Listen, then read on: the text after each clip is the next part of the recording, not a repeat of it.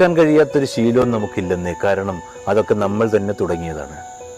ഒഴിഞ്ഞു മാറാൻ കഴിയാത്ത ഒരിടവും നമുക്കില്ലെന്നേ. കാരണം നമ്മൾ പോകാതെ എവിടെയും എത്തുകയില്ല. വേണ്ടെന്ന് വെക്കാൻ കഴിയാത്ത ഒന്നും നമ്മൾ കൊണ്ടു നടക്കുന്നില്ലെന്നേ. കാരണം നമ്മളൊപ്പം കൂട്ടാതെ ഒന്നും നമ്മുടെ കൂടെ നടക്കില്ല.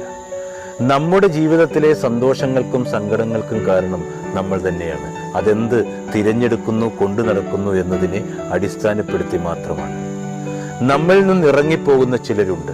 ഈ ചങ്ങാതിക്കൂട്ടത്തിൻ്റെയൊക്കെ നിഷ്ഠകൾക്കും ശീലങ്ങൾക്കും അനുസരിച്ച് നിലനിൽക്കാനായില്ലെങ്കിൽ എല്ലാവരും പുറത്താക്കപ്പെടും എന്നതൊരു പേടിയാണ്.